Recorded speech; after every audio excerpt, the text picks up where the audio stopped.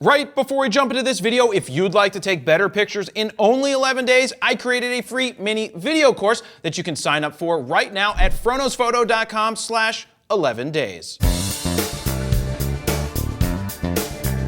Jared Polin, FroKnowsPhoto.com, and this is a comparison between the Canon 6D Mark II and the Canon EOS RP. Now, before we jump into the specs and put them head to head to help you decide which one might be the one for you, just know that I've done a real-world review of the 6D Mark II. We've done a real-world photo shoot hands-on preview of the EOS RP. You can see the links down below so you can determine if you like those cameras based off of those videos. But we've also taken raw files with both of these cameras side by side, shooting the same exact thing at different ISOs so you can determine which one is better, if any one of them is better. So for the purpose of this video, I'm basing everything that I'm talking about off of real-world usage of both of these bad boys that are right here. So now let's start with the top level specs. We've got the image sensor. We have a 26.2 megapixel full frame CMOS sensor in the 6D Mark II, and we have a 26.2 megapixel full frame CMOS sensor in the EOS RP. Are they the same sensor? For all intents and purposes, yes. There's only some tweaks done to the micro lenses inside of the RP to separate it from the 6D Mark II, but for the most part, they probably took the same sensor and just tweaked it, and we've seen that with the files that we've taken. The sample images look very similar. Now, there's a Digic 7 processor in the 6D Mark II, whereas in the RP, there's the newer Digic 8. Will you see a difference? Maybe slightly at higher ISOs. We didn't see much of a difference in my real-world shooting, but the Digic 8 processor will probably give you slightly cleaner, higher ISO images if you can even tell the difference. Now let's talk about the ISO of both of these cameras. They both go from 100 to 40,000 natively, and they top out at 102,400. So they both do exactly the same thing, and because I haven't given any check marks yet, I'm still not giving any check marks because they're both basically the same. Now here's where we start to see some differences. The 6D Mark II has an EF lens mount. That's the lens that you can put on the front, EF mount glass. Now the RP, on the other hand, has the newer RF mount, which means it can take RF lenses, which are really incredible, as well as use an adapter to adapt EF lenses seamlessly. I see no difference from adapting the EF lenses to the RP as I do from just putting native EF lenses right onto the 6D Mark II. Now that's important because the newer lenses that you can get for the RF are fantastic. They may not be super inexpensive at this point, but in the future they will have more options. But being that you can take EF lenses and adapt it right to the RP, the check mark has to go to the RP because you have the best of both worlds. Moving on to frames per second. You can get 6.5 frames a second with the 6D Mark II, and the RP can do 5 frames a second in one shot, 3 to 4 frames a second in speed priority, and 1 to 2 frames in tracking priority, meaning it's really slow. This camera is slow when it comes to shooting rapid fire. And the fact that it says you can do 5 frames a second except in continuous autofocus, that is not a good thing. If your kids are running around or you're trying to spray and pray your images away, well, the 6D Mark II is a better option at 6.5 frames a second. That's what the DSLR technology gives you. In this case, it's better in the 6D Mark II. But across the industry, I'll just say this. Sony has an A7 III. The A7 III shoots 10 frames a second for a $2,000 body. They can do it. Canon's making excuses right now on why it can't do it. They better be able to figure out how they can do it, because getting 2 to 3 or 4 frames a second isn't going to cut it as technology progresses and the other camera companies can do a better job. In this case, the check mark clearly goes to 6D Mark II. One of the most important things with cameras today is how do they autofocus? And how many autofocusing points do they have? The 6D Mark II has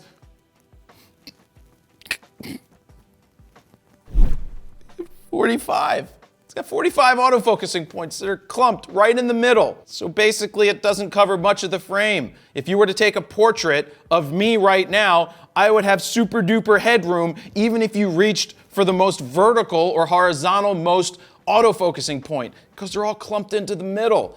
Now the RP, on the other hand, has 4,779 phase detect points. Yeah, sure, likely story, except for the fact that you can only select between 143 of them. Now 143 selectable that cover over 88% of the frame. Yeah, you can cover 88% of the frame right here, meaning you can move your autofocusing points basically to the edges and not quite beyond, because that would be infinity and beyond, but it doesn't quite go to infinity and beyond.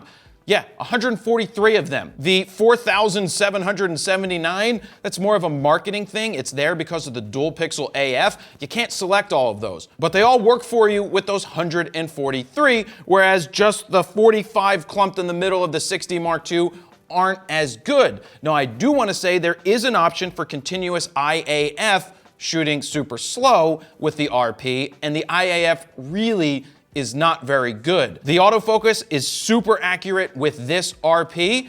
It's accurate with the 60 Mark II. It's just the fact that you have more autofocusing points in the RP that can reach further, covering 88% of the frame, where this bad boy can't.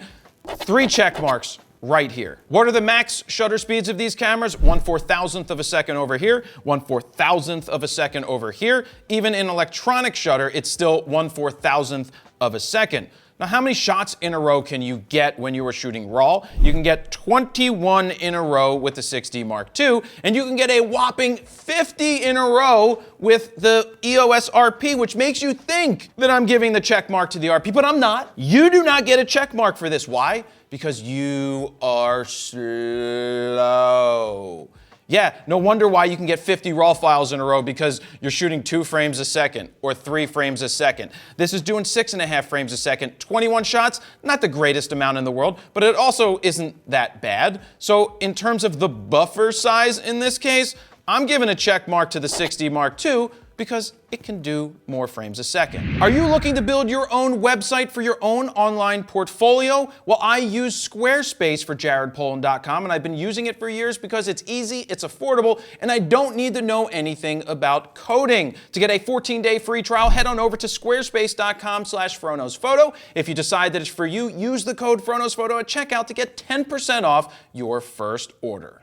Now let's move into the video features of these cameras. The 60 Mark II can do 1080p at up to 60 frames a second. It also offers you 24p, whereas the RP can do 1080p, but it doesn't offer you the 24 frames a second option. But it does offer you 25 if you are shooting in PAL. You can also do 4K at 24 frames a second in the RP with a 1.74x crop mode, but you are losing the dual pixel autofocus capability, and there's quite a lot of jelloing and warping as you move the camera.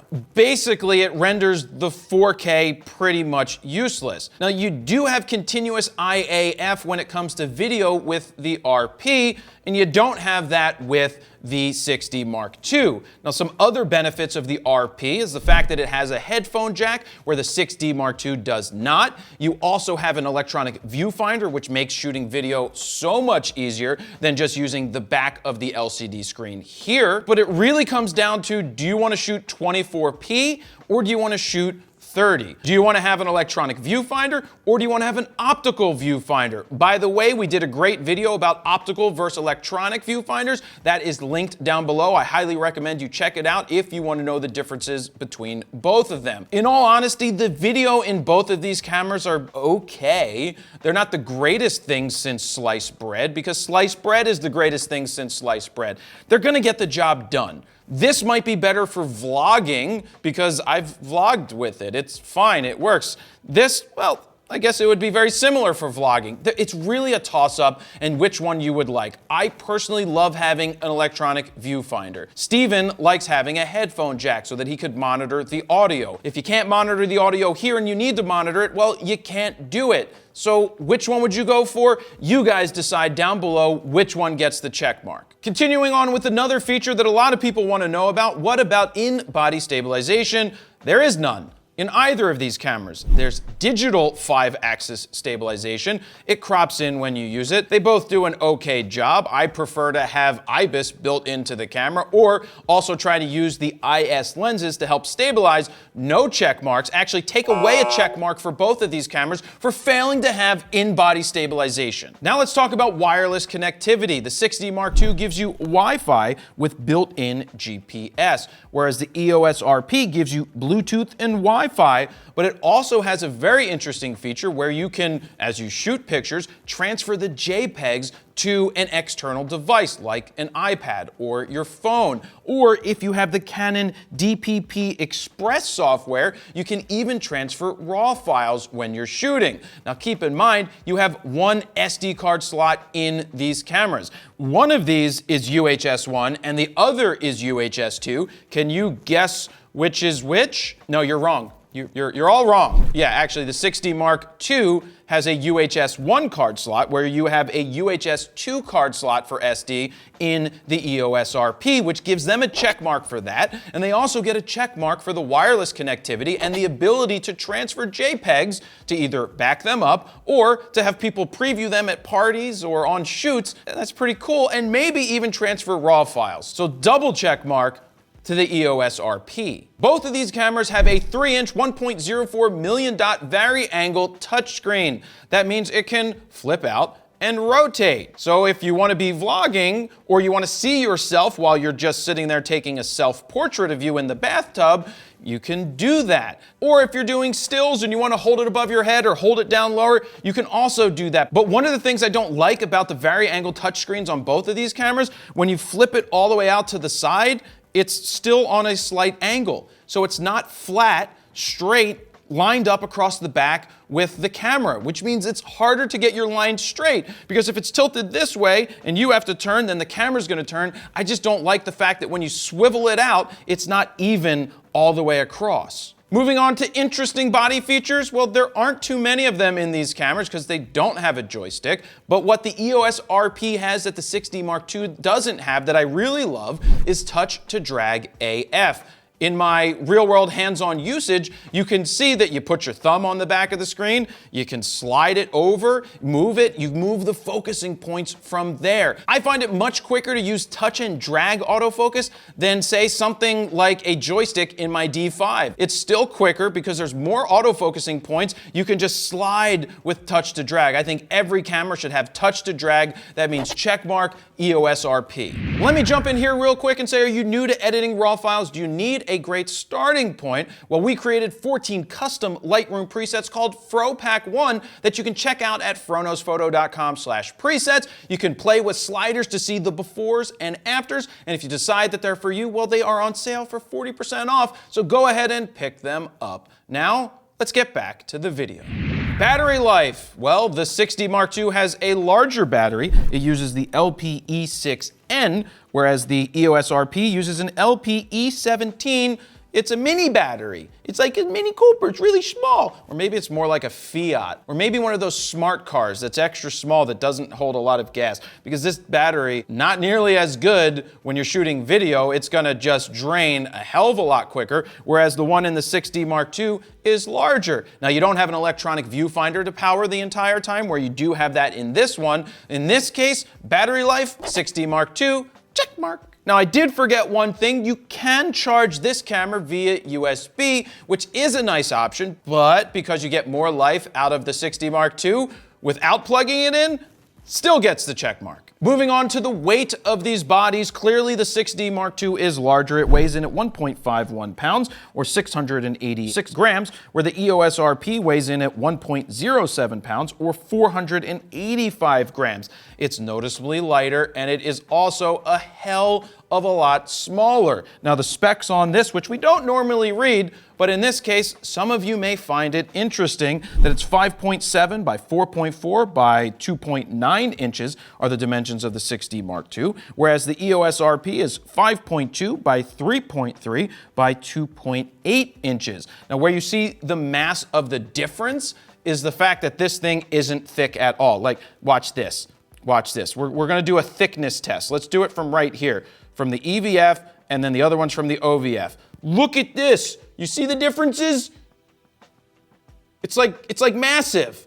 I know that's what she said, but that is the difference. If you want a chodier camera, you go with the 6D Mark II. If you want a prepubescent camera, you go with the EOS RP. So you decide on the check mark. And finally, the price. The 6D Mark II clocks in at $17.99, or as of late, it's been on rebate for around $14.99. So I feel that they're going to fluctuate that price until this camera is officially gone, whereas the EOS RP comes in at $1,299 with a free adapter and a grip for limited time. Now, I think the price is definitely not going to go up. The only way it goes up is when you need to buy the adapter. And honestly, if you're buying this camera, you get the adapter. Even if they don't offer it to you for free, you have to buy the adapter so that you can adapt older EF lenses to this camera. Because you're probably not dropping $2,000 on a new RF lens when you're spending $12.99 for this body.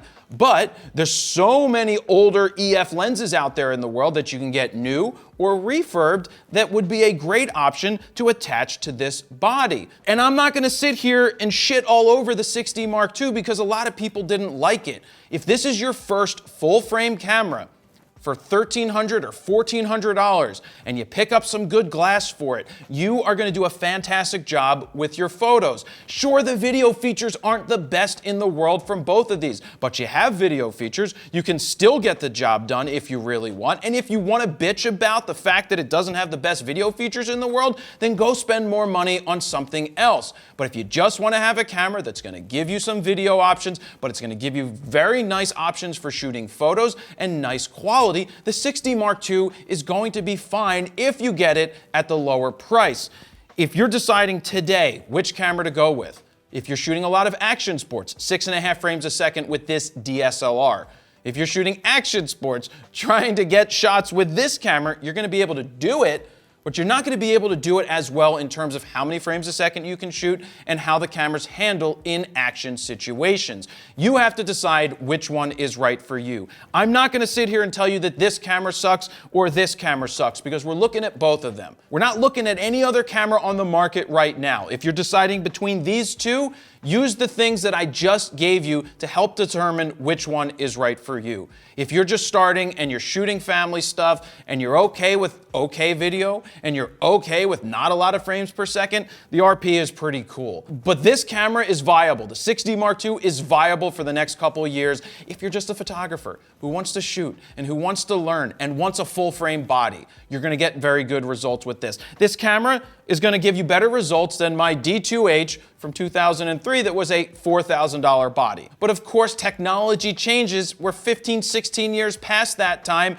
and these cameras today are so damn good. The most important thing to remember is glass, glass, glass, glass, glass, but also understanding the fundamentals of photography. Because if you don't know the fundamentals of photography, I don't care what camera you use, you are not going to get the best results. Also, since we're talking about a DSLR and a mirrorless camera, if you don't know the differences between the two, I put together a very good video that's linked down below that's going to show you the differences between a DSLR and a mirrorless camera. So at the end of the day, I'd love to hear what you guys have to say. Don't forget to leave some comments down below, like, share, and subscribe.